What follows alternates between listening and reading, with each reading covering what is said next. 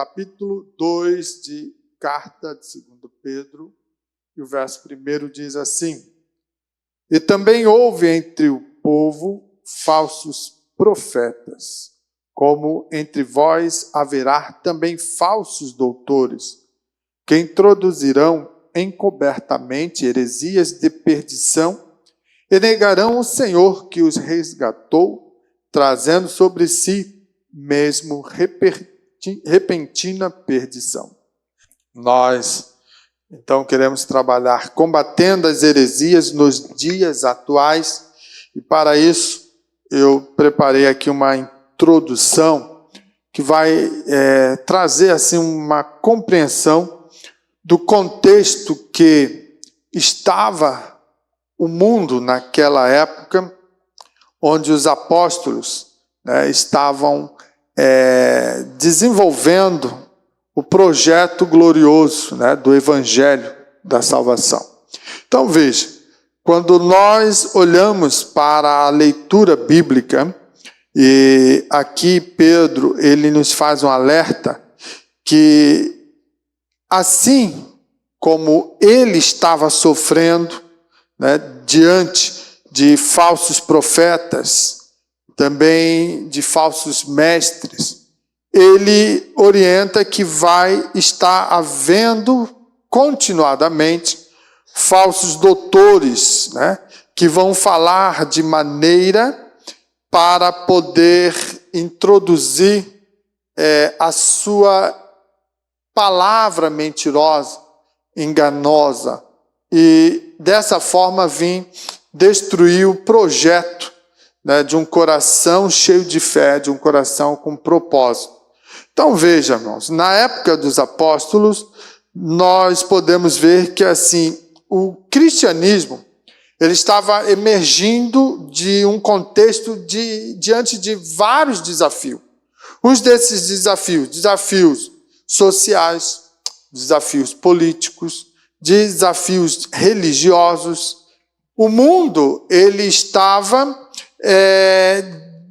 desenvolvido ou sendo influenciado pelo Império Greco-Romano, ou seja, estava na transição. A linguagem oficial da época era o grego koiné, que foi, através do Império Grego, difundido em toda aquela região, naquela realidade do mundo antigo.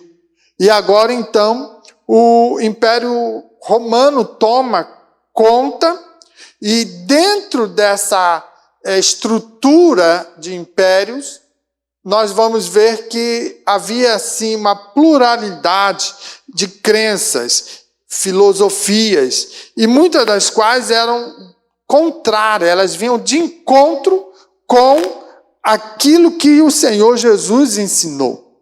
Então veja, é interessante nós entendermos que o Evangelho, a Boas Novas de Salvação, ele está surgindo diante de um ambiente totalmente avesso àquilo que a palavra da verdade expõe.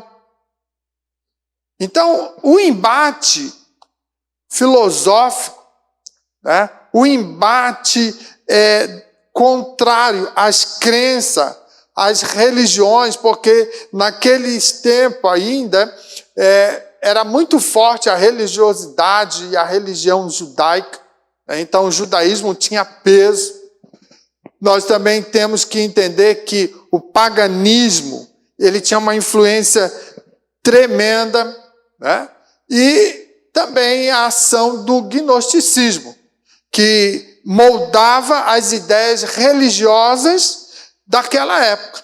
Então, tudo isso ofereceu que um terreno fértil para o surgimento de quê? De heresias. Entende? Então, quando você consegue entender esse processo que o Evangelho está surgindo para combater toda sorte de filosofia, de religiosidade, de paganismo, de crenças tais, para expor ou colocar um posicionamento da verdade, então não é fácil. Vai haver conflitos, vai haver crises. Então, a igreja primitiva, ela estava passando por esse desafio, ela enfrentava isso. Mas era necessário que pudesse preservar o quê? A pureza do evangelho. Ela não poderia perder essa pureza, porque isso seria o diferencial em todo o tempo, né, na história da construção da igreja.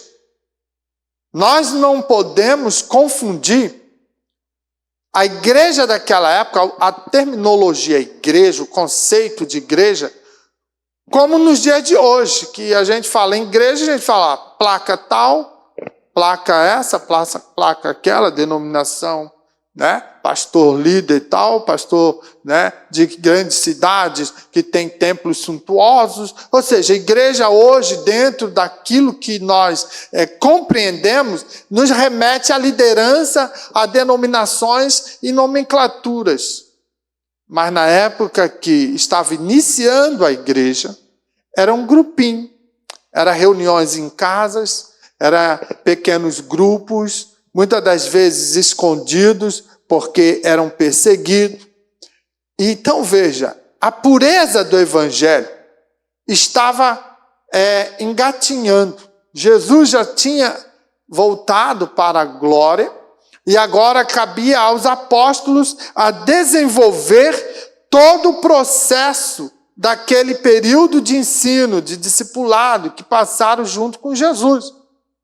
Olha como é delicada a questão. E nesse ambiente todo, nesse cenário que nós trouxemos no processo da época, você começa a entender o seguinte: o grupo era menor, não tínhamos o potencial que temos hoje das mídias, das redes, e agora eles tinham que blindar a beleza do evangelho de salvação, né? A pureza dele transformadora contra os ataques dos inimigos. E quem eram os inimigos?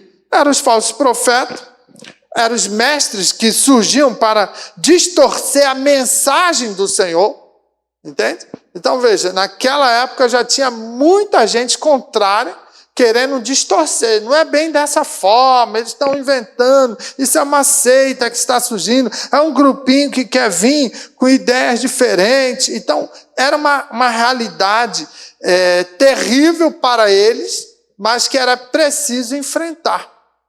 E nesse aspecto, nós também podemos observar o seguinte: a conversa dos falsos profetas, dos falsos mestres, era a seguinte: eles deveriam implementar ou introduzir a ideia de negação da divindade de Cristo. Isso é um dos pontos das heresias, a negação da divindade de Cristo. Eles precisavam também minimizar a graça do Senhor. A graça é o aspecto maravilhoso do evangelho das boas novas, que alcança, independente de raça, de cor, de credo, ela vem e está à disposição de todo aquele que crê. E quando nós cremos, e isso entra no nosso coração, há um processo transformador fantástico, mediante a graça.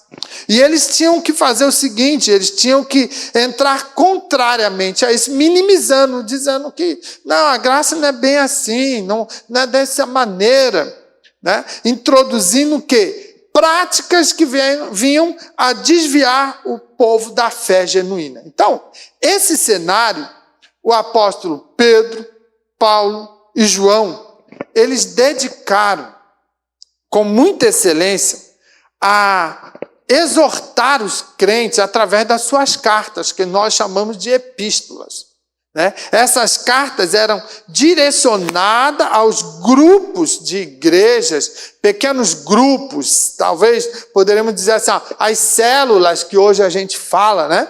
Numa terminologia hoje mais moderna, né, para dizer pequenos grupos. Então, essas cartas, elas vinham exortar o crente, vinha corrigir erros doutrinários, e uma parte fundamental dessas cartas, reafirmar a verdade da palavra de Deus.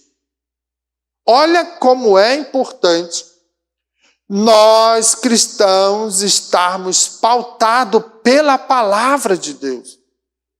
Quando você vai estudar a origem da Bíblia, você vai observar o quanto a Bíblia sofreu perseguição, o quanto ela foi combatida para que não tivesse o devido valor, a devida aceitação. Por que isso, irmão? É porque a palavra de Deus, ela é verdadeiramente a voz de Deus falando na terra. Se nós não entendermos isso, nós vamos olhar para esse livro e ignorá-lo. E nós não podemos fazer. Alguns tentam desmerecer a palavra de Deus, e isso faz parte do processo da heresia, que vem tentar deturpar a palavra. Eles dizem assim, a Bíblia contém a palavra de Deus. Errado. A Bíblia não contém, a Bíblia é a palavra de Deus. O crente tem que ter convicção disso. Quando você dá ouvido a essas heresias que diz que ela contém a palavra, sabe o que vai introduzir no seu coração? E a sua fé vai ficar abalada? É que quando chegar momentos de conflitos e você não está tendo efetividade de solução, você poderá pensar assim, isso não é Deus. Realmente, a palavra não é tão verdade.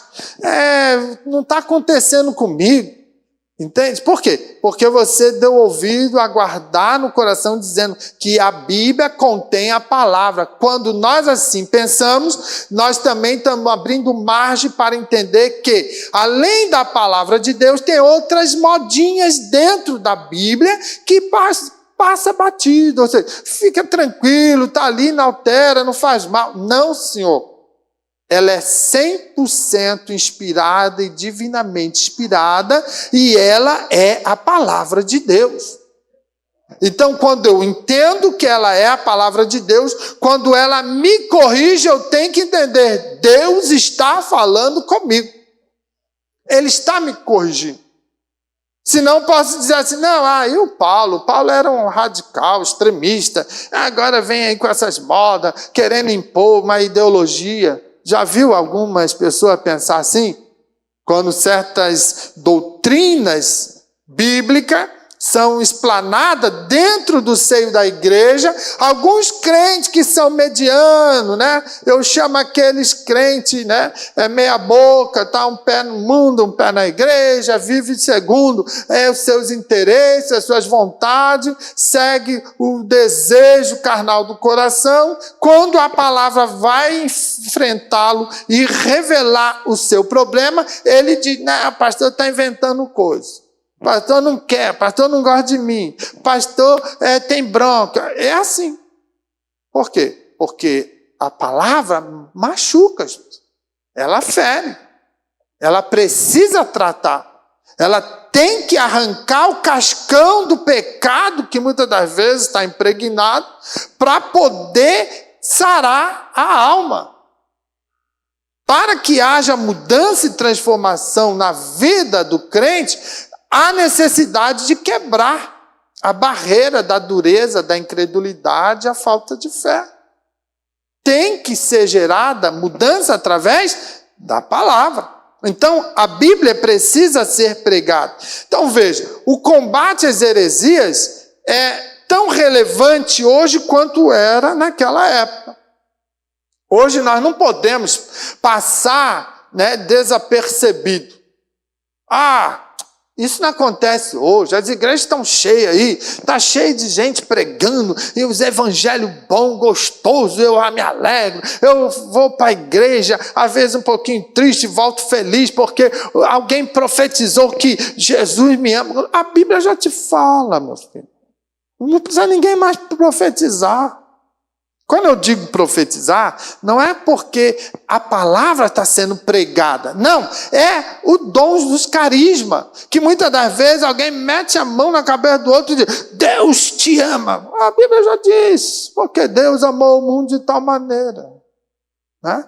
Então veja, aí vem uma pessoa, né, e vem cheio daquele movimento e fala e mais algumas coisas. E aí a pessoa, oh, que bênção, Jesus falou comigo. Vai ler Bíblia, criatura.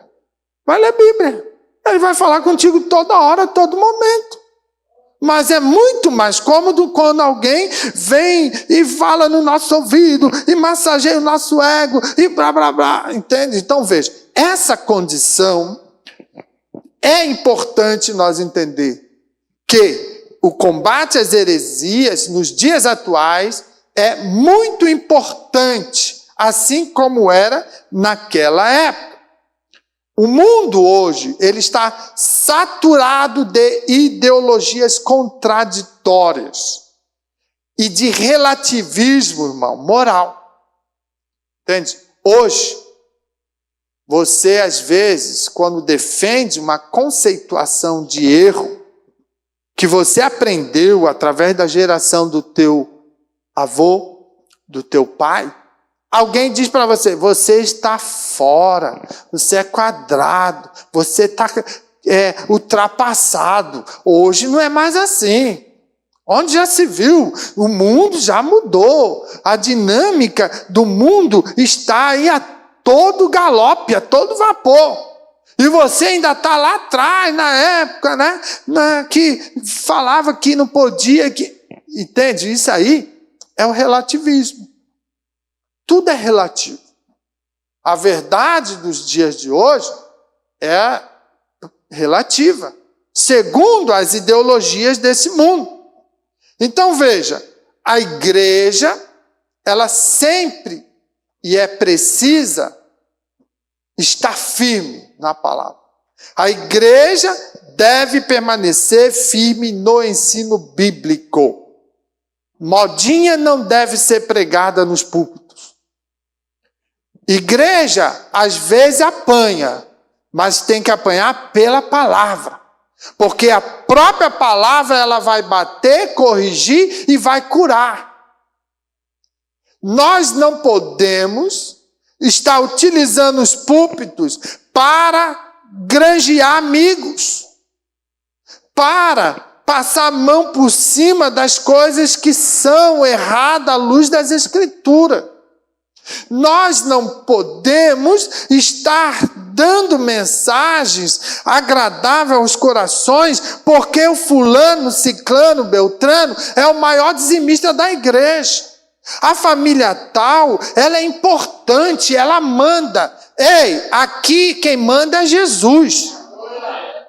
Nós não podemos se dobrar.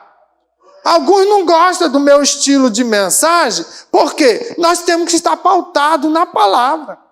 Temos que estar firmados dela. Nós não podemos se desviar da palavra. Temos que proteger o nosso coração com fé suficiente para os ataques sutis do inimigo. Porque o adversário, ele vai tentar desviar o cristão da verdade. Então nós temos que ter discernimento e sabedoria de Deus, mas isso só vai vir com oração e com leitura da palavra. Sem o estudo da palavra, você não vai saber margear a sua vida no caminho de fé. E qualquer coisinha você troca. Não é assim que foi feito com Esaú? A fome apertou. Bah, eu estou com uma fome. E o Jacózão lá, rapaz, eu tenho um pratinho aqui saboroso. Começa a fazer jejum. Eu vou fazer 20 dias de jejum. Vai lá, começa. No outro dia você recebe convite para um churrasco, No outro dia você tem aniversário, é casamento, é tanta coisa que Jesus vai dizer, logo agora, na época do meu jejum, o que eu faço? Você fica com dor de coração. Você tem desejo, aquele doce saboroso, aquela comidinha que eu gosto. Tudo isso vai de encontro para tentar, quebrar o teu propósito. Então, nessa hora, você tem que estar firmado. O que motiva você a fazer um jejum? É o foco daquilo que você tem que estar estruturado para enfrentar. Quando você não tem clareza disso, rapidamente você, amanhã eu começo. Lembra do ditado, da conversinha, segunda-feira eu começo uma dieta. E nunca chega essa segunda. Nunca chega. Toda hora ela é jogada para frente. Vão deixar para a próxima. E vão deixando para a próxima. E passa 1 ano, 2 anos e a dieta nunca vem. Então veja, assim é com a palavra, irmão. Se nós não estabelecer um período de devocional com a palavra de Deus para estar na presença do Espírito Santo, vai vir sabedoria da onde? Não vem. Na minha época, eu não sou tão velho assim, mas na minha época, eu escutei muito dizer assim, o Espírito Santo vai dar a palavra. Vai dar se tu ler, criatura.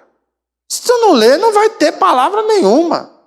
Vai ter conversa, vai ter murmuração, vai ter modinha, vai ter tudo. A última notícia da mídia, tudo, menos palavra. Agora, se eu leio, se eu me esmero a estar dedicando verdadeiramente na presença do Senhor, o Espírito Santo, ele puxa a palavra para te dar verdadeiramente com autoridade para você usar contra aquilo que está confrontando. É assim que funciona. E é assim que os apóstolos combateram as heresias no tempo dele. E a igreja está combatendo?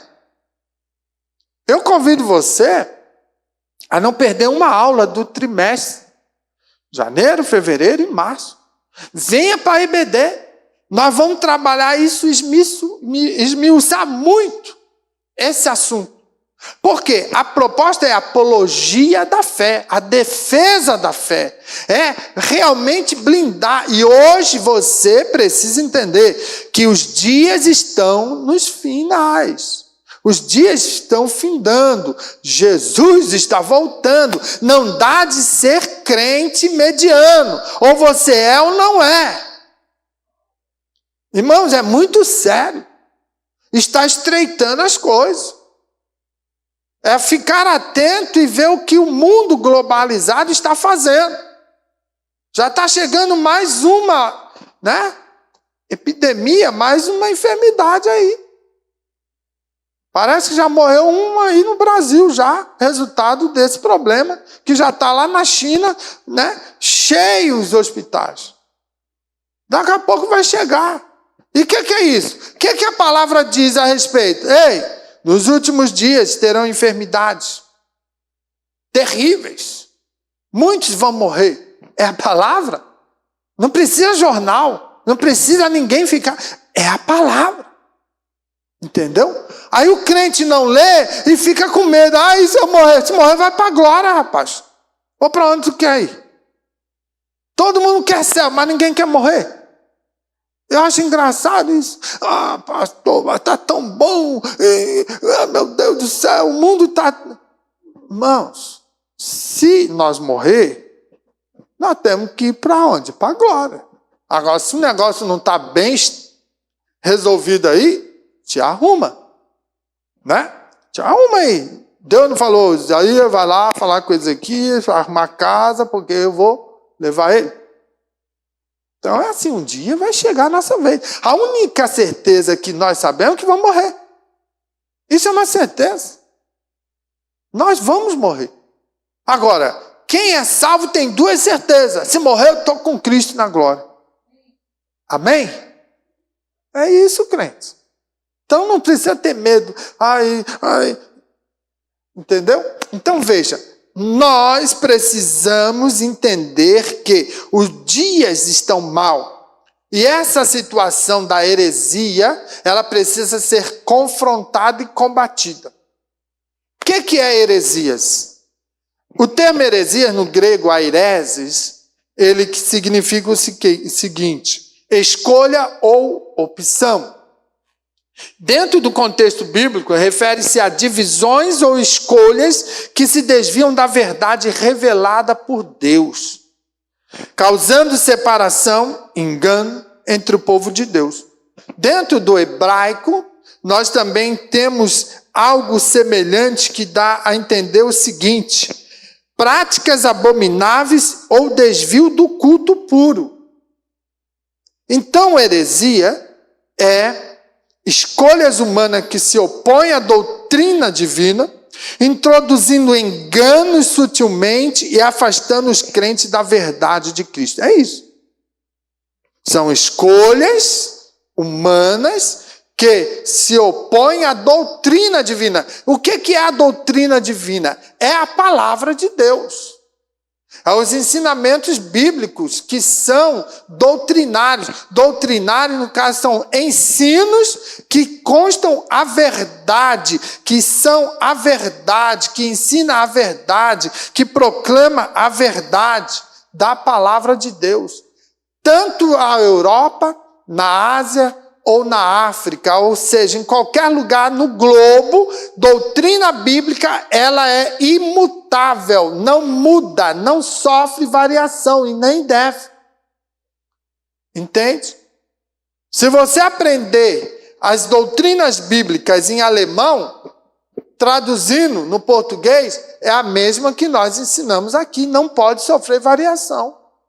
Agora, quando surgem as heresias, elas vêm se opor à doutrina bíblica e introduzindo dentro desse processo enganos tão sutis que vai afastando o crente da verdade de Cristo. Então é perigoso, irmão. Isso é como um fermento que vai se alastrando. Então veja, heresia é algo terrível e nós precisamos vencer isso. Isso é só a introdução. Nem sei se eu vou conseguir finalizar, mas até meia-noite é dia ainda, né? Se você não correr e eu não ficar com a garganta seca, nós vamos até o finalzinho. Vou acelerar um pouquinho. É bom que você esteja atento. Por quê? Hoje não é aquele culto para dar glória, purar, virar cambalhota. Não, é para você aprender. É para realmente você sair daqui confrontado. O que eu sou e o que eu estou fazendo como cristão. Realmente, eu estou vivendo um cristianismo verdadeiro? Eu estou realmente disposto a pagar um preço por Cristo? É essa a proposta. Porque a heresia está cheia nas esquinas aí, tudo tem heresia. É só tu começar a dar ouvido, tu vai ver quanta heresia surge e que vem confrontar a sua fé. E muitas das vezes tem crente aceitando. Não, Deus é Pai, Deus é amor, Ele quer só o coração, vai nessa. Entende? Isso aí são induções para levar um engano que pode de qualquer maneira continuar a vida. Que vai estar lá no céu garantida a sua coroa. Então, é muito sério nós trabalharmos isso para que você realmente saia daqui com a cabeça em parafuso. Como é que eu vou me comportar diante dessa questão? O que eu realmente devo fazer diante de problemas que eu estou enfrentando? Essa é a proposta. Então veja, a realidade das heresias, uma ameaça contínua. É o tópico primeiro.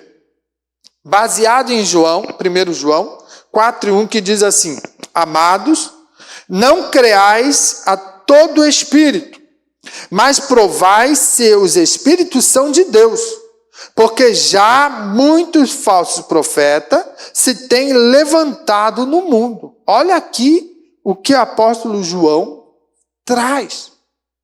Amados, não creais a todo espírito. Se ele está falando para você não crer em todo espírito, será que tudo aquilo que se fala em nome de Deus realmente é de Deus?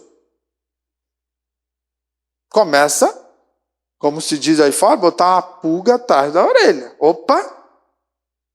Tudo que fala em nome de Deus vem de Deus?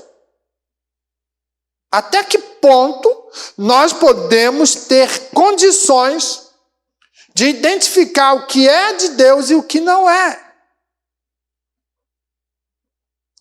Isso aqui nos remete a olhar, e hoje está tão fácil de ver, nas redes sociais está cheio disso, e que nós poderíamos pensar alguns pontos e trazer, e você que é crente raiz, né, daquela tradição assembleana, você se escandaliza quando vê certas coisas que dizem em nome de Deus. E aí? E o apóstolo João está falando lá, 2000 anos atrás, pode dizer. Amados, não creais a todo espírito, mas provai se os espíritos são de Deus. Isso é um alerta. Toma cuidado. Nem tudo que vem falando em nome de Deus vem de Deus. Olha o risco que nós corremos. E hoje, na era que vivemos, a moda do pentecostalismo, o neopentecostalismo está tão exacerbado, a ponto de que hoje, qualquer barulhinho vai gente seguir, porque é o poder de Deus. Eu não sei, tem coisa que eu não entendo, eu não sei se eu sou muito quadradão, mas como é que tem tanto poder de Deus e a vida não muda? Meu Deus, é uma benção. Mas aquela benção ali está devendo um mercado. Aquela benção ali tem que se desviar na rua, né? Botar máscara para ninguém reconhecer. Então, eu não entendo. Isso não é evangelho. Entende, irmão? Essas coisinhas que nós temos que... O poder do evangelho, ele transforma. Ele traz o homem caído e levanta, e esse homem vai ser testemunha do poder do evangelho. Então, se ele roubava, ele não rouba mais. Se ele mentia, ele não mente mais. Se ele enganava, ele não engana mais. Então, essa realidade, ela é verdadeira pelo poder transformador do evangelho, porque Cristo está habitando. A questão de Cristo habitar no nosso coração é verdadeiro. Mas tem crentes que não acreditam. Mas é muito bom estar no meio da igreja, no seio da igreja, porque tem hinos legal, o povo me dá um abraço, o pessoal gosta de mim. Isso não é suficiente. Eu quero estar no meio da igreja porque eu sou motivado por aquilo que ele fez por mim, não o que ele pode fazer. Entendeu? Então veja, quando ele, João, fala dessa maneira, ele está dizendo, porque já muitos falsos profetas se têm levantado no mundo. Existe muita gente enganando no ambiente igreja. E denegrindo o evangelho. E denegrindo a fé. Denegrindo, né, as placas de igreja. Então, é muito sério. Veja, quando a gente olha que as heresias sempre foram ameaça para o povo de Deus, nós vamos ver no Antigo Testamento falsos profetas que enganavam Israel com mensagens contrárias à vontade divina. Você vai ler Jeremias 23, 16, 17. Vai conter isso. No Novo Testamento, você vai ver os apóstolos alertando sobre os mestres falsos que surgiam para distorcer o evangelho. Você vai ver em Atos 20, de 29 ao 30. Então, dentro desse aspecto, Pedro, ele destaca que os falsos mestres, como pessoas que introduzem encobertamente heresias de perdição. Ela vem com o propósito de destruir. Vai mostrar o quê? Que as ideias são sutis. elas misturam a verdade com o erro. Ela traz uma lógica fingida, enganosa. E ela torna isso de uma maneira perigosa e também atraente. Olha o risco de uma heresia. Na igreja, irmãos, contemporânea, nós vamos ver heresias manifestas no evangelho de prosperidade, no universalismo. Nós vamos ver em movimentos que distorcem a doutrina da graça e da santidade. Na igreja contemporânea. Como que eu identifico isso? Como eu sei? Nós vamos ver já sobre essa questão. A gente percebe no Novo Testamento, quantas das vezes Paulo menciona lá em Gálatas, depois você pode ver capítulo 1, do 6 ao 7, que ele vai dizer sobre os judaizantes. Eles tinham a intenção de produzir no seio da igreja daquela época, que não poderia estar somente observando a fé em Cristo, mas sim também guardando as tradições da lei. Enquanto que Cristo, quando ele morre por nós, ele vem romper isso. A lei foi importante até que Cristo viesse. A lei, ela serviu de aio, ou seja, aquele que era o tutor, aquele que cuidava e orientava até que Jesus se revelasse, irmão. A partir de Cristo, ali mudou tudo. Agora o espírito de vida tem que habitar na vida do cristão. Não mais a lei e seus preceitos. Então veja, o judaizante fala, não, você também precisa se circuncidar, porque é tradição nossa. Então você quer aceitar Jesus e quer seguir esse caminho? Tudo bem, mas guarda também o sábado. Guarda também as tradições da lei, porque isso tudo vai ser importante para a sua salvação. Isso era heresia. Paulo combateu. Os apóstolos combateram. Eles comprometiam o quê? A suficiência de Cristo. O sacrifício de Cristo perdeu o sentido. Quando nós achamos que podemos fazer uma malinha, né? Uma coisa que vão levar junto, né? Porque não faz mal. Nós estamos crucificando Cristo de novo. Joga ele lá na cruz, deixa ele lá quietinho. Quando nós pecamos, quando nós não abrimos mão das coisas erradas que a Bíblia nos contraria, nós estamos jogando Cristo na cruz e dizendo, fica aí mais um pouquinho, porque eu quero desfrutar segundo o meu coração. Olha a seriedade. É importante, irmão, que nós venhamos entender as maneiras de combater as heresias. Então veja, o tópico 2 que eu quero estar baseado em 2 Timóteo 3,16, ele vai trazer no seu contexto o seguinte, o combate às heresias, discernimento e firmeza na verdade. Olha só, discernimento e firmeza na verdade. Isso vai o quê? Combater as heresias. Se eu estou fundamentado na palavra de Deus, eu consigo discernir o que é e o que não é. Entendeu? Por isso eu sempre falo, leia a Bíblia, estuda, venha ao culto de ensino, venha à escola bíblica dominical, faça um curso de teologia, nunca é tarde para você aprender. Porque quanto mais você abrir os seus horizontes intelectuais, você vai conseguir estar fundamentado na palavra. É o alicerce da fé.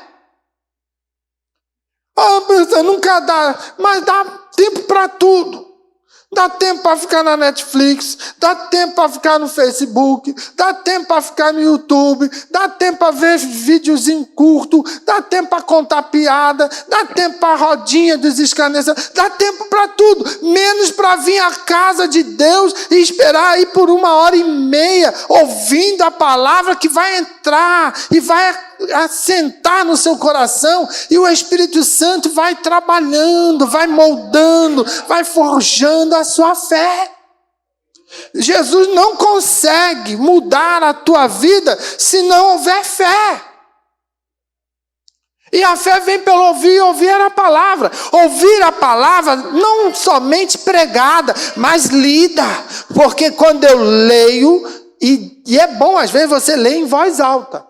Porque você, quando lê, você está ouvindo a palavra. Quando você fala a ela, você está ouvindo a palavra. Quando você vem ao culto, você está ouvindo a palavra. Então isso vai sendo gerado sementes, que vai caindo. E o Espírito Santo, ele conduz, irmão, o Espírito Santo é maravilhoso. Aí ele vai forjar você, vai estruturar, vai blindar o teu coração. E quando você menos espera, diante de um problema, ele vai pincelar. Vou pegar agora o fruto do Espírito. Aí você está lá numa crise e de repente perdendo a paciência, ele vai lá e puxa o fruto do Espírito. Paciência. Eita. Aí você, eu não consigo, eu não sei se eu vou me firmar. E ele vai lá e puxa, perseverança. Entendeu? Aí o irmão pisou no meu pé e machucou, eu vou dar uns tapas nele. Ele vai, puxa lá, amor, bondade. Está entendendo? Está conseguindo perceber? Se eu guardo a palavra, ele vai administrar aquilo que dá.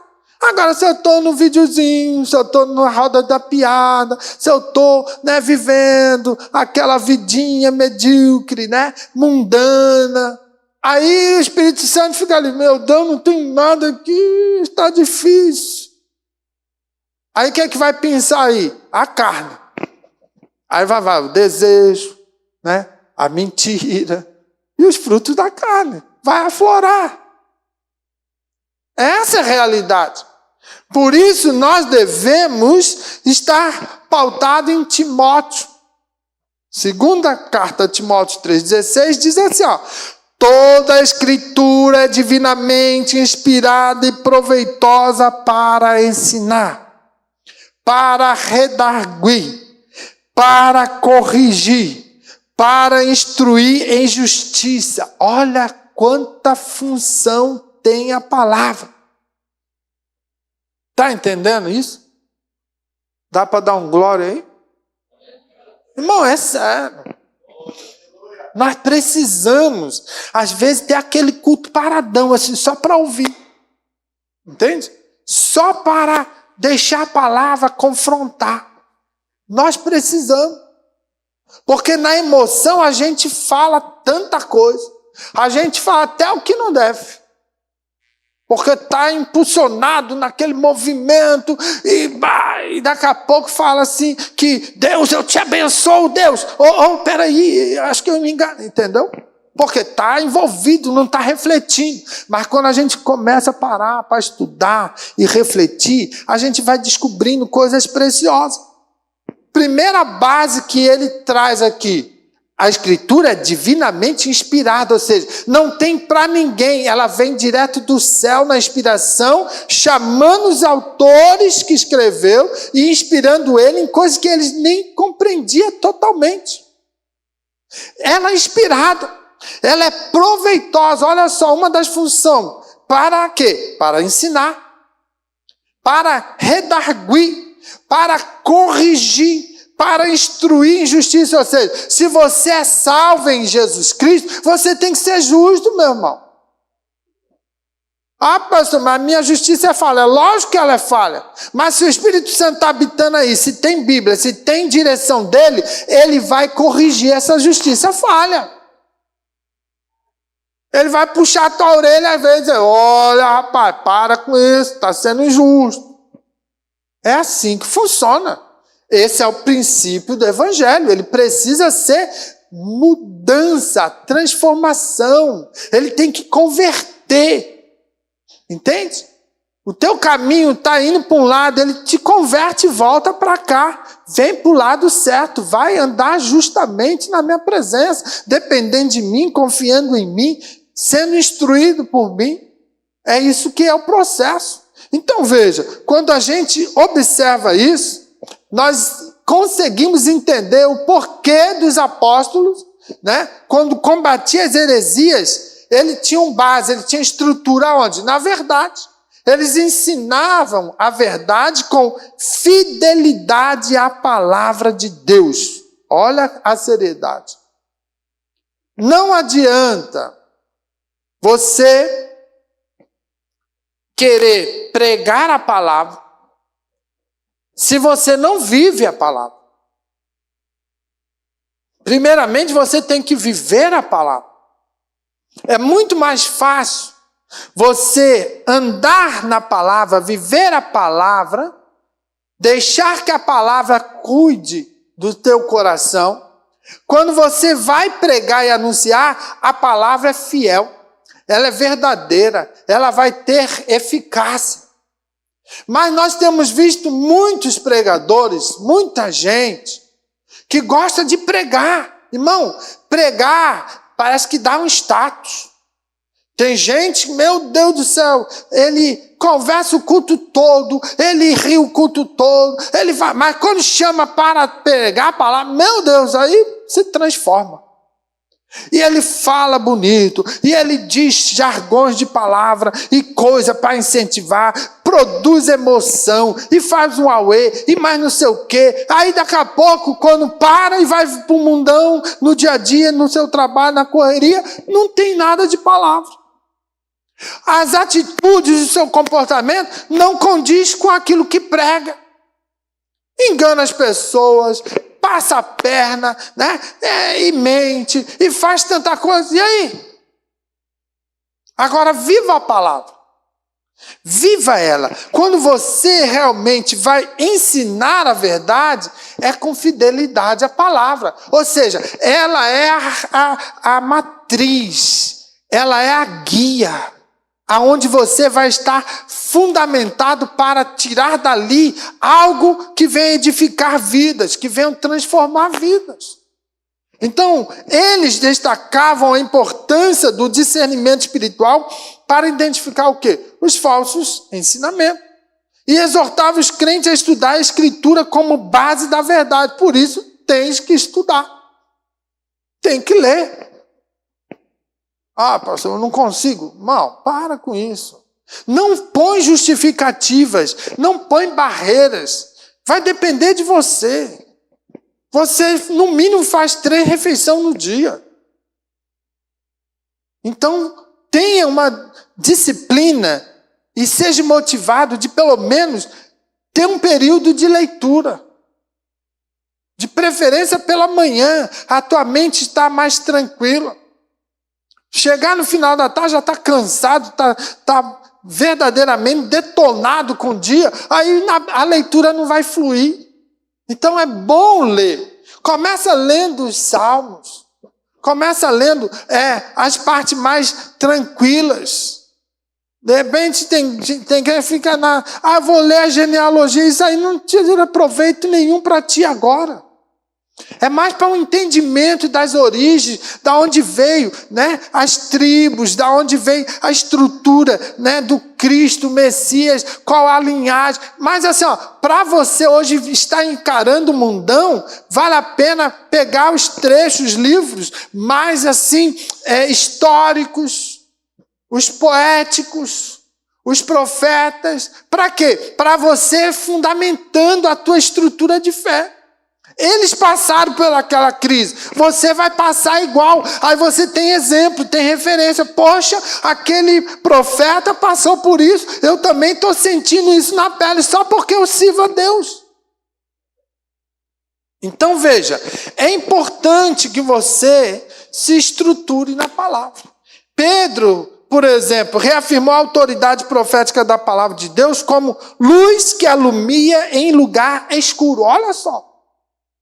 Está lá em 2 Pedro 1:19, quando ele diz assim, e temos muito firme a palavra dos profetas, a qual bem fazeis em estar atentos, como a uma luz que alumia em lugar escuro, até que o dia esclareça e a estrela da alva apareça em vosso coração. Ele está dizendo o seguinte: quando nós entendemos que a palavra de Deus é como uma luz, ela vai te dar suporte, ela vai te garantir a verdade, até que seja esclarecido e você entenda o todo. Então é importante você aprender. Paulo, ele instruiu a Timóteo: prega a palavra a tempo e fora de tempo. 2 Timóteo 4:2. Mostrando que o ensino sólido é essencial para refutar erros. Então, como você refuta erro? Baseado na palavra. Sem a palavra, concorda. Não, acho que tá bom. Né? Porque você não tem base, não tem estrutura. Aí não consegue. Paulo, ele combatia a heresia gnóstica em Colossenses 12:8, diz assim, não permitam que os outros o escravizem com filosofias vazias, invenções enganosas, provenientes do raciocínio humano, com base nos princípios espirituais deste mundo, e não em Cristo. Está lá em Colossenses. Está escrito. Paulo está dizendo: não permita que os outros os escravizem com filosofias vazias. A Bíblia não é filosofia, irmão. A Bíblia é a palavra de Deus. Alguém vai dizer: essas histórias, né? Isso é fábula. Fábula é coisa nenhuma. É a palavra de Deus, é a verdade. E ela é absoluta. Por quê? Deus é absoluto. Não há nele mentira, não há nele engano, não há nele treva. Ele é luz, ele é santo. Então veja, quando Paulo fala em Colossenses 12:8, ele está alertando os crentes a não deixarem enganar por filosofias vãs e sutilezas que vão desviar da suficiência de Cristo. Cristo é a suficiência. Ele é a fonte. É Ele. Se está nele, você está bem. Você vai ter verdadeiramente saúde. Pega uma árvore, corta um galho e bota do lado. Será que aquele galho vai florescer? Será que aquele galho vai dar fruto? Não, foi cortado. Não vai mais passar nutriente. Não vai mais passar a seiva dele pelos canalículos do galho. Para chegar às pontas das folhinhas, no ponto mais remoto daquela frondosa árvore. Não tem como. Foi cortado. Assim como nós, se não tivermos irmanado pela palavra em Cristo, nós não vamos receber da fonte. Porque Ele é a cabeça, Ele direciona tudo. Aí você, de repente, não quer Cristo, não quer viver a dependência, a submissão à palavra, aí vai produzir o quê? Nada. Vai crescer? Não, vai ser raquítico. Qualquer vento de doutrina te leva. Quando arrocha um pouquinho aqui, sai correndo, eu vou para outra denominação, porque lá pode, lá não tem problema, lá as palavras são maravilhosas, são doces como mel. Vai, meu filho, vai. O caldeirão está aumentando a força dele lá. Vai. É engano. Por quê? Porque a palavra é a verdade, mas eu não quero a verdade. Eu estou me deixando se desviar por vã sutileza. Aí eu vou me arrebentar. Vou trazer para vocês aqui alguns exemplos de heresias dos dias de hoje e as suas refutações. Eu tenho 5 pontos aqui que é os mais comuns. Talvez você já tenha ouvido falar alguma coisa.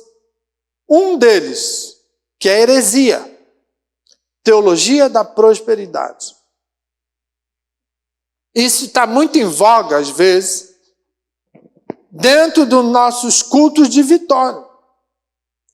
Infelizmente, tem gente que acha que se ficar ofertando carro novo, casa nova, chave daqui, dinheiro no banco. Né? Tem gente que fala, olha, Deus vai mandar um dinheiro na minha conta, Deus mandou, Deus vai mandar na tua, deu certo para mim, faz um sacrifício, faz aquilo. Aí, irmão, isso aí não tem estrutura. Nós estamos fazendo mercado do evangelho. Nós estamos fazendo o quê? Barganha. Você vem para a igreja, faz um sacrifício, dá aquela oferta grande, porque Deus vai abençoar sem ver. Vai nada.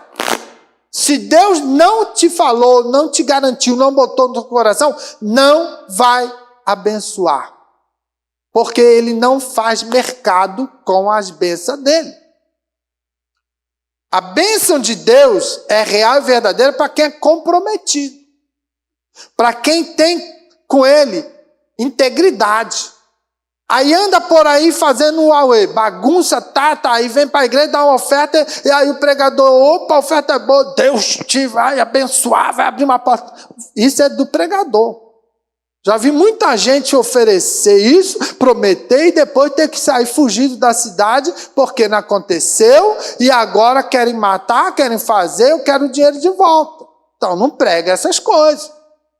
Se tu não tem vida no altar, se tu não tem discernimento e não sabe entender o que Deus está mandando falar, não faça essas coisas, vai se dar mal. Quando Deus quer levantar alguém e inspirar certas questões, Deus olha o vaso. Não é qualquer coisa não, não é vaso sujo que vai ser usado. Toma cuidado. Então veja, teologia da prosperidade, ela diz o seguinte, ela acredita que a prosperidade financeira e a saúde perfeita sejam sinais de fé e favor divino. Totalmente errado. Que promove uma visão, então, distorcida da relação com Deus, baseada em bênçãos materiais. Deus não tem compromisso de abençoar. Isso é um favor dele. Na soberania dele. Ele não troca o céu por bênção. Olha, você vem para cá que eu vou te dar uma bênção. Não.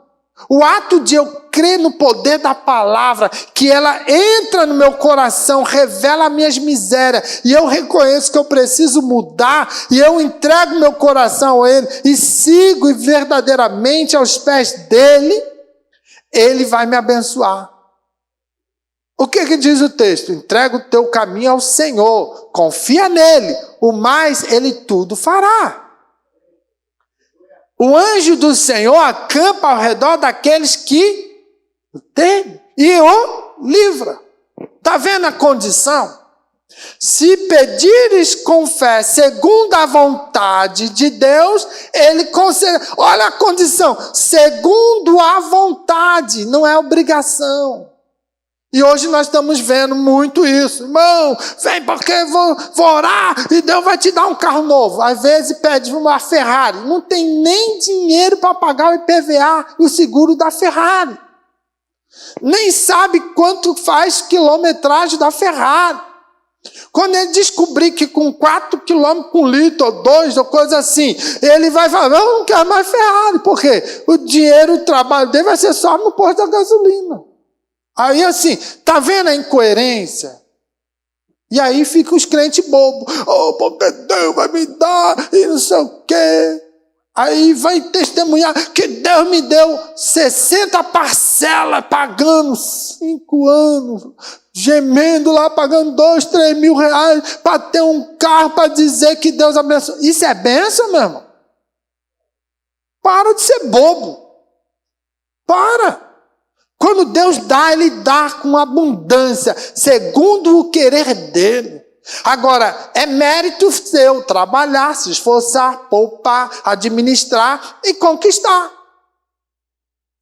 Eu já tive obreiro que 90% do salário dele era para pagar o carro, absurdo.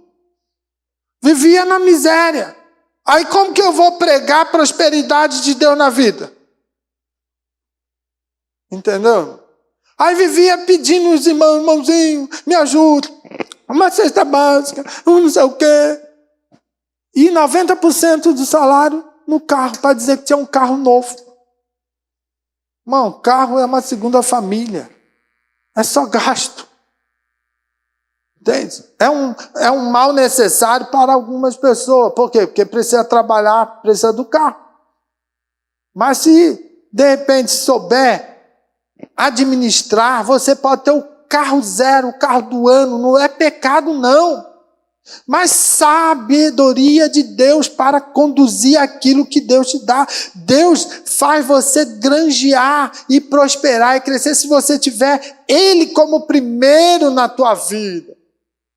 Entende? Então a heresia da teologia da prosperidade, ela quer induzir, essa visão distorcida para que você seja abençoado tanto em saúde perfeita, não pode ter nenhuma enfermidade, e você vai ser tão próspero, porque isso é a favor divino. O favor dele divino foi dar o seu filho, Jesus. Essa é a realidade, essa é a verdade. O restante é conquista nossa, pela misericórdia dele e o mérito de nós trabalhar e saber granjear. A refutação para isso, Jesus nos alertou contra o acúmulo de riqueza. Não ajunteis tesouro na terra, onde a traça e a ferrugem tudo consome, e onde o ladrão mina e rouba. Mateus 6,19. Paulo falou que a piedade com contentamento é grande ganho, e alertou sobre os perigos do amor ao dinheiro. 1 Timóteo 6, 6 e 10. Outro exemplo, como Jó e Paulo, demonstram que a adversidade pode ser parte da vontade de Deus e de nosso crescimento espiritual. Olha só, demonstrando que as adversidades podem ser parte da vontade de Deus. Às vezes a luta vem, a crise vem, a enfermidade vem. Isso pode ser Deus tratando, Deus corrigindo, para que haja crescimento, para que haja amadurecimento da fé. É fundamental. Outro problema de heresia, relativismo moral. O que acontece? Padrões morais e que cada pessoa pode definir o que é certo ou errado, com base em sua própria perspectiva. Ensina que não existem verdades absolutas. Veja, essa aqui é uma realidade constante. O relativismo moral. Segundo o meu olhar, segundo a perspectiva das minhas experiências, eu sei o que é certo e eu sei o que é errado. Já é soberba. Não crê na verdade, não crê na palavra. Quando a palavra de Deus diz que é pecado, é pecado. Não adianta tampar, pintar bonito e dizer que está tudo certo. Não vai. Entende? Quando nós entendemos que Deus é a verdade absoluta, tudo que procede do mundo, do homem, não é absoluto. Vai ser relativo.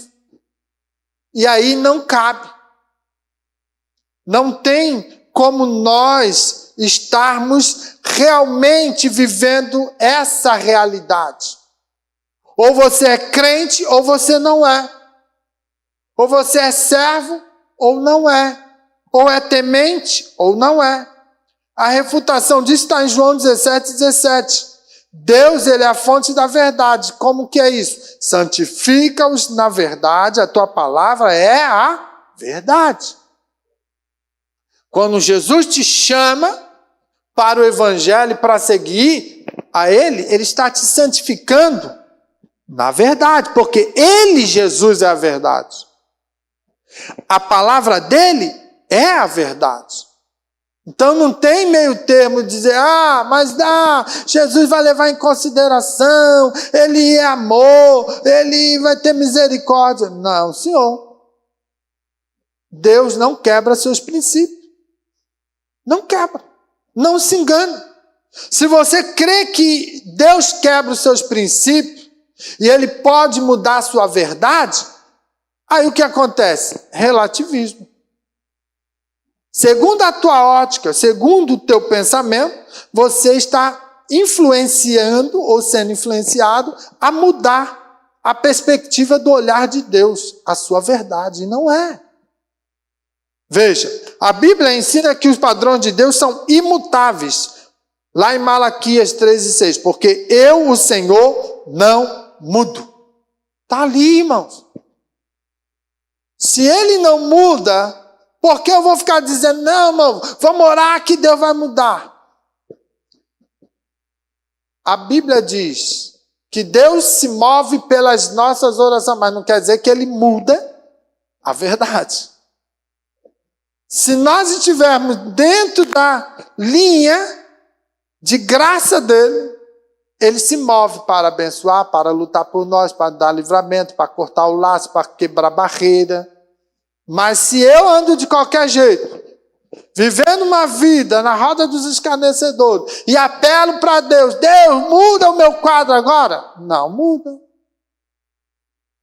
Vai ter que passar e pagar o preço. Davi sofreu. Quando veio um menino, do adultério dele, e aí estava doentinho para morrer, Davi, meu Deus, rasgou as vestes, botou cinzas, jejuou e fez, aconteceu, e Deus. Deus falou, não, senhor, precisou corrigir. Precisou mostrar para ele que realmente a verdade dele não muda, paga o preço. Quando tudo passou, ele largou tudo, mudou, tomou um banho, se ajeitou e tocou a vida. Entendeu? Então veja, nós não somos melhores. Nós precisamos entender que o relativismo moral é um dos sinais dos últimos dias. Isaías 5:20 vai dizer, ai dos que ao mal chamam bem e ao bem mal. Olha só, a inversão. Tem essa sigla aí, que estão impondo o relativismo, que tudo que eles pensam é a realidade, verdade. E tudo aquilo que a palavra não é e tem que ser banida. Já existe uma versão bíblica que diz respeito a tirar aquilo que afeta o pensamento deles para poder justamente agradar o coração, as ideais. Já tem pastores e pastoras e igreja própria para esse grupo. Vão tudo para o caldeirão. Se não mudar a realidade. Não tem, a palavra é bem clara. Amamos essas pessoas, mas não estamos de acordo à luz da Bíblia com as suas atitudes, com seus comportamentos, com as suas práticas. Não dá, irmão. E por causa disso, às vezes, a gente é afligido. Querem fechar nossas igrejas. Querem agir de tal maneira. Relativismo moral. Isaías diz isso. Ai dos que ao mal chamam bem. E o bem, mal. É terrível. Outra heresia muito comum, universalismo. O que é isso? Propaga a ideia de que todos os seres humanos serão salvos, independente de aceitar ou não a Cristo como Salvador. Olha só, essa é a heresia. Todo mundo vai ser salvo, aceitando ou não Cristo. Deus é Pai, Deus é amor. Jesus declarou isso, refutando claramente que ele é o único caminho. Eu sou o caminho, a verdade e a vida. Ninguém vem ao Pai senão por mim. João 14:6. Então veja, a salvação é para aqueles que creem. Quem crer e for batizado será salvo, mas quem não crer será condenado. Marcos 16:16. O julgamento eterno é real, conforme ensinado por Jesus em Mateus 25:46. Então, o universalismo é uma heresia muito difundida. Continue fazendo o que bem entende, não tem problema, você é garantido, você vai ser salvo. Mentira. Para que ter igreja? Para que Jesus na cruz? Para quê? Para que Deus iria se preocupar em fazer todo um projeto, estabelecer e cumprir ele, para que nós viéssemos ser alcançados? Se fosse tão simples assim. A quarta é negação da divindade de Cristo. Paulo, meu Deus do céu, orando. Rapaz do céu. Irmão, desliga esse relógio aí, que esse negócio não é bom não. Isso aí é contra nós. A negação da divindade. Vou encerrar, né, só com essa. Negação da divindade de Cristo. Alguns ensinam que Jesus foi apenas um profeta, mestre, ou ser criado negando sua plena divindade. Tem uma denominação aí, que bate nas portas, né? Que vende livros, que ela nega Jesus como filho de Deus. É um profeta. Só um mestre. Tem uma grande religião que também nega. Ele é mais um profeta, assim como aquele profeta deles. Então veja, essa negação da divindade de Cristo foi muito combatido também no século I e no século II. Quando os apóstolos começaram a enfrentar o gnosticismo e combater essa heresia, porque eles diziam que Cristo era 50% Deus, 50% homem. Enquanto que a Bíblia diz que ele era 100% homem, 100% Deus. É um mistério que às vezes a gente não entende. Ele era 100% Deus e 100% homem, a humanidade. Quando ele foi na cruz do Calvário, ali estava Jesus Deus. E ele dizia assim, não, era um espírito que pairava sobre ele, e quando foi para a cruz, quem foi o homem. Ele saiu fora porque ele não poderia estar ali. Quando ele andava na praia, ele não deixava pegada porque ele flutuava. Essa é a ideia do gnosticismo da época. Querendo negar a divindade e a humanidade de Cristo. Hoje você às vezes não vê isso. Mas você encontra em certas denominações que negam Jesus como parte da Trindade. É só Deus. Jesus era um ser criado. É um profeta.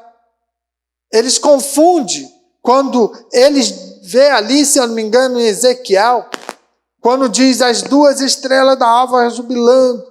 Ali está falando, né, que Cristo estava ali. Mas não era a criatura. É Ele Deus, é Ele Senhor. Então veja, essa situação, ela traz confusão. Então João 1,14 diz, Jesus ele é apresentado como Deus em carne, e o verbo se fez carne e habitou entre nós. Ele é eterno e coigual ao Pai. Eu e o Pai somos um, João 10,30. Paulo afirmou claramente a divindade de Cristo, porque nele habita corporalmente toda a plenitude da divindade, Colossenses 2,9. E a hipergrácia é outro problema de heresia. O que ela enfatiza? Que a graça de Deus, a ponto de desconsiderar a necessidade de arrependimento e santidade, promovendo uma visão distorcida da liberdade cristã. Entende? Então veja, ela vai enfatizar que não precisa arrependimento, não precisa ser santo. Se Deus é santo, nós, para entrarmos na presença dele, teremos que ser santos, temos que ser santificados. Por isso somos santificados em Cristo. A reputação bíblica, a graça de Deus não é licença para pecar. Bem claro. Que diremos, pois? Permaneceremos no pecado para que a graça abunde? De modo nenhum. Romanos 6,12, de 1 a 2. Jesus chamou os crentes à santidade. Sede vós, pois, perfeito, como é perfeito o vosso Pai que está nos céus. O apóstolo Pedro também advertiu que devemos viver como obedientes filhos de Deus em santidade. Então, amados, é importante nós entendermos que essas heresias, ela vem desconstruir todo o princípio de santidade que está em Deus.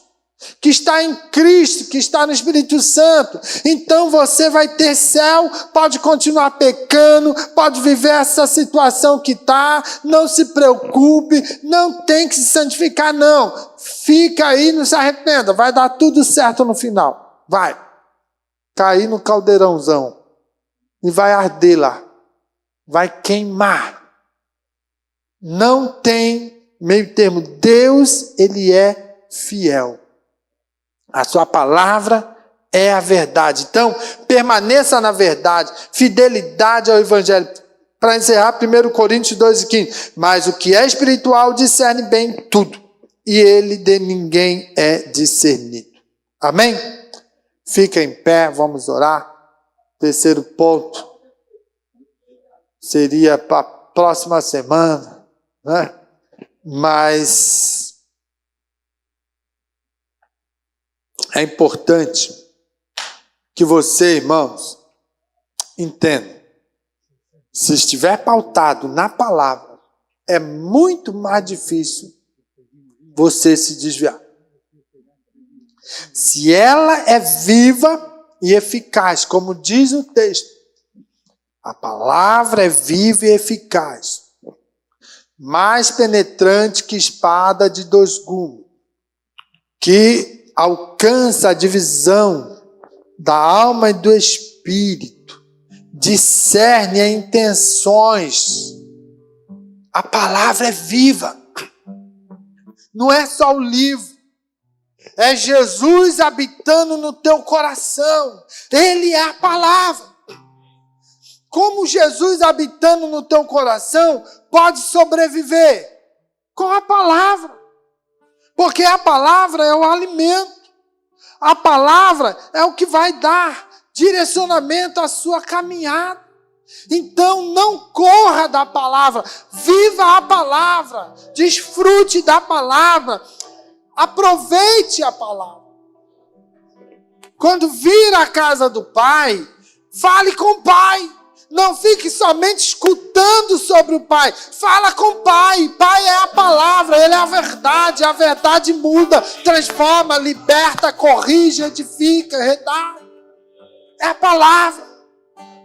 Então eu convido você agora, nesse momento, a orar para que a palavra venha a ser escondida no teu coração. Porque o salmista diz, sim, guardei a tua palavra no meu coração para não pecar contra ti. Então o que ele está falando? Eu sou temente a Deus e eu quero, amando a Deus, viver na plenitude da sua graça, da sua vontade. Então eu preciso guardar a palavra. A palavra entrou, a palavra guardou, a palavra está viva, a palavra me direciona, a palavra me edifica, a palavra me fortalece, a palavra me dá ânimo, a palavra me diz o que fazer. Então eu vou guardar, porque na hora certa o Espírito Santo de Deus, Ele vai usar da palavra e vai te dar vida, vai te dar livramento, vai te dar escape, porque Ele é fiel.